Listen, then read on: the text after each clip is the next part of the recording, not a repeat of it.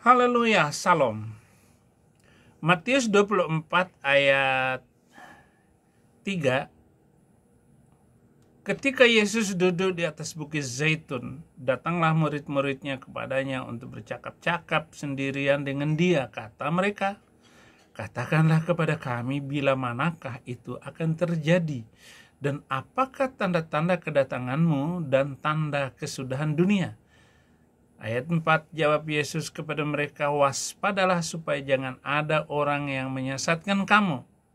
Sebab banyak orang akan datang dengan memakai namaku dan berkata, akulah Mesias. Dan mereka akan menyesatkan banyak orang. Kamu akan mendengar deru perang atau kabar-kabar tentang perang. Namun berawas-awaslah, jangan kamu gelisah. Sebab semuanya itu harus terjadi.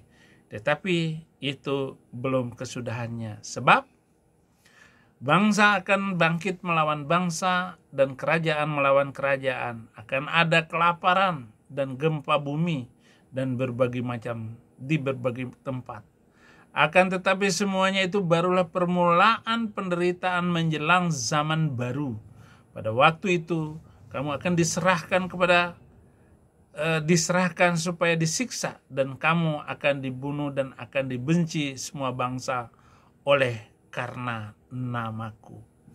Dan banyak orang akan murtad, dan mereka akan saling menyerahkan dan saling membenci. Dan karena semakin bertambahnya kedurhakaan, maka kasih kebanyakan orang akan menjadi dingin. Tetapi orang-orang yang bertahan sampai pada kesudahan akan selamat, dan Injil kerajaan ini akan diberitakan di seluruh dunia menjadi kesaksian bagi semua bangsa. Sesudah itu barulah tiba kesudahannya.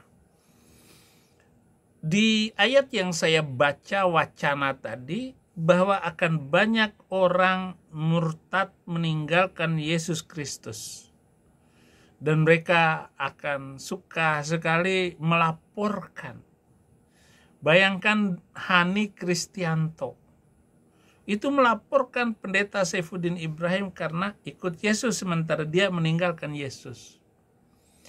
Ini sudah diramalkan model hidup manusia macam begitu. Dan enggak usah kepo, enggak usah rame, biarin aja. Wacana pemerintah Zionis untuk memperluas daerah kekuasaan dalam bentuk Israel Raya, Greater Israel, bukan isapan jempol semata. Beberapa pejabat ekstremis di kabinet, kalau mau mengatakan itu kabinet perang, dengan terang-terangan mengatakan rencana tersebut di depan publik. Tak hanya itu, emblem yang di lengan tentara Israel itu memperlihatkan bagaimana peta Israel Raya yang membentang dari Laut Mediterania hingga keluar perbatasan Israel sampai Irak dan Arab Saudi. Jadi itu Israel Raya, saudara-saudara. Saya hanya takut kalau Arab Saudi berpihak kepada Palestina, Ka'bah itu akan hancur luluh lantak dengan atom bom. Itu. Menteri Keuangan Israel Bezalel Smotrich menyerukan agar Israel memperluas perbatasannya hingga ke Sungai Yordan dan ke ibu kota Suriah, Damaskus, dan negara-negara lain hingga ke Irak dan Arab Saudi. Ini bukan omong kosong, hanya menunggu ini. Irak sudah nggak perlu dihabisin. Iran ini adalah mereka mengembangkan senjata pemusnah massal itu. Tetapi mereka sekarang sudah ditumpulkan semangatnya oleh Israel, dan mereka akan ketakutan kalau tentara Israel ini akan menghabisi Iran. Nah, pernyataan terbaru Smotrich yang menyuarakan ambisi beberapa pemerintah sayap kanan Israel saat ini untuk mencapai proyek Israel Raya. Saya inginkan sebuah negara Yahudi yang beroperasi sesuai dengan nilai-nilai bangsa Yahudi. Pada satu momen dalam wawancara tersebut, jurnalis bertanya kepada Smotrich, apakah perbatasan ini hari ini harus diperluas di luar sungai pada tahap berikutnya? Apa kata dia? Ya. Bahkan Netanyahu, Menteri Keuangan, pernyataannya beredar di medsos. Penghancuran total terhadap Gaza ini diperlukan. Kenapa? Jangan ada lagi manusia Gaza ini. Hamas. Jangan ada lagi. Itu harus dihabiskan sampai kutu-kutunya. Dan orang-orang yang ada di Gaza itu harus dikosongkan semua. Kenapa? Karena ini adalah titik di mana Israel dipermalukan. Orang-orang sudah menganggap Gaza ini aman. Kira-kira 2 juta penduduknya di Gaza itu. Maka semuanya harus dikeluarkan dari tanah Gaza itu. Dibangun kembali kota yang baru. Ya kira-kira 10 tahun. Pembangunan ini harus diselesaikan cukup 5 tahun. Nah, Amerika, maka dengan kemenangan Donald Trump ini akan membawa angin baru bahwa Israel Raya itu bisa diwujudkan di waktu-waktu yang akan datang. Sekarang ini kan bagaimana menghadapi bangsa yang keras kepala ini, yaitu Arab. Oke, sedikit demi sedikit. Jawab kepala Zionis dan tersenyum. Ada tertulis bahwa masa depan Yerusalem adalah memperluas ke Damaskus, tambahnya. Hanya Yerusalem sampai Damaskus, dan percakapan antara mereka ini menjadi rahasia untuk saya sampaikan kepada Anda semua. Walaupun saya berbicara seperti ini sangat riskan bagi saya. Jadi kalau Donald Trump ataupun orang Demokrat itu bisa mengusir saya dan mendeportasi saya. Tapi saya percaya karena Donald Trump menjadi mitra dalam rohani saya dan pembelaan terhadap saya. Nah, bagaimana para wartawan yang menanyakan seperti Bezalel Smotrich memiliki visi radikal untuk tanah yang dijanjikan, dan hal tersebut tak hanya mencakup semua tanah Palestina tetapi juga wilayah Yordan, Syria, Lebanon, Irak, Mesir, dan Arab Saudi. Bahwa itu tentu saja merupakan visi yang harus dijunjung tinggi. Tanggal 17 September, Benyamin Netanyahu menunjuk pada sidang majelis PBB sebuah peta memasukkan tepi barat yang diduduki dan Gaza sebagai bagian dari Israel. Selama ini Gaza sudah diberikan kepada Palestina, tetapi Hamas tidak sedikit pun menunjukkan bahwa mereka adalah seorang yang baik, minimal seorang yang beragama, tetapi mereka bukan manusia yang beragama, manusia yang selalu menciptakan kericuhan, keributan dari waktu ke waktu. Nah, bagaimana Perdana Menteri ketika sidang umum PBB dia memegang peta, 2 peta yang menempatkan Gaza dan tepi barat sebagai bagian integral dari Israel. Karena setahun sebelumnya Netanyahu berbicara di forum yang sama dan menunjukkan sebuah peta yang disebut sebagai Timur Tengah baru, yang juga memasukkan tepi barat dan Gaza sebagai Israel Raya tadi. Maka sejak genosida Israel di Gaza, baik para pemimpin Israel maupun tentara atau warga negara Israel tidak malu-malu untuk menggugah rekaman di berbagai media sosial yang mengekspresikan ambisi mereka akan proyek Israel Raya.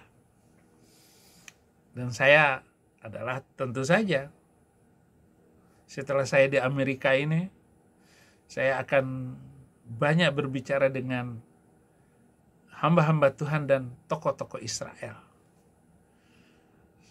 Hanya saya tidak mempublikasikan.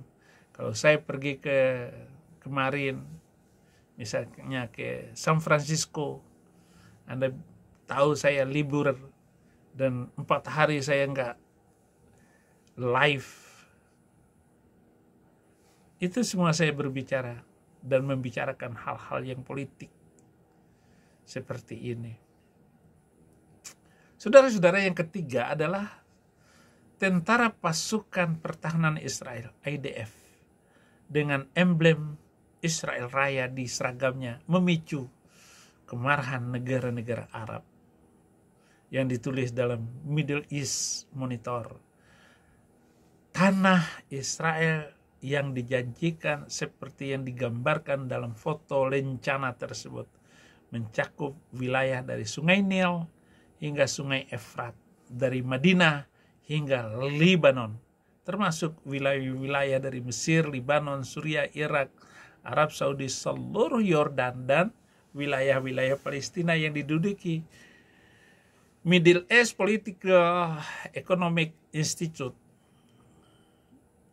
disingkat dengan MAPEL, mengungkapkan peta yang tergambar di emblem tersebut mencerminkan pernyataan Theodor Herzl yang telah berusia lebih dari 1 abad, yaitu dia yang memberikan wewenang Israel merdeka.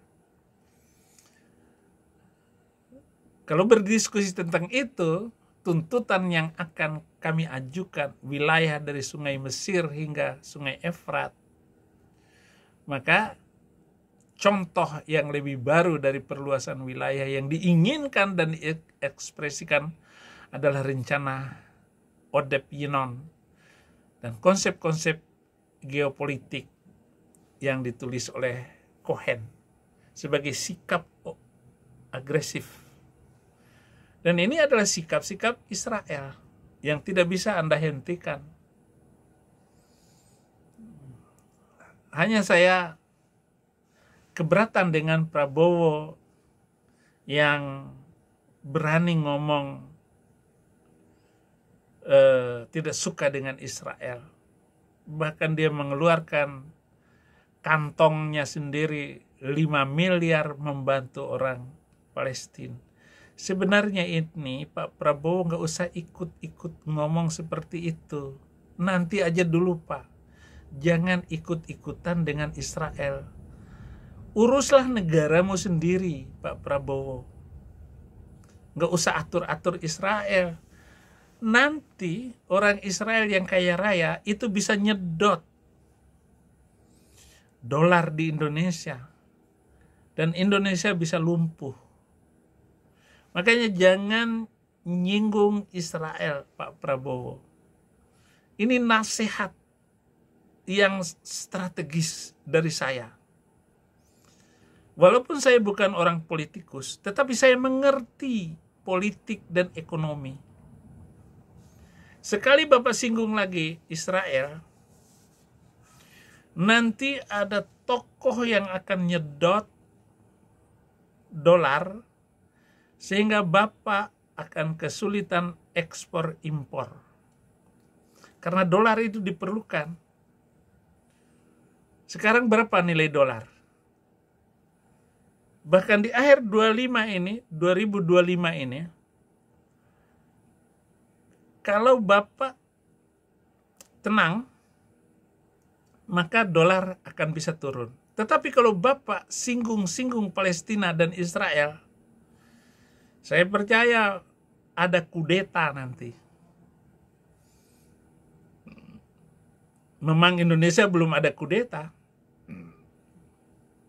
tapi kudeta akan terjadi kalau Bapak, karena ABRI nggak bisa nggak bisa dikekang sekarang. Bapak mengeluarkan undang-undang TNI itu bumerang juga nanti.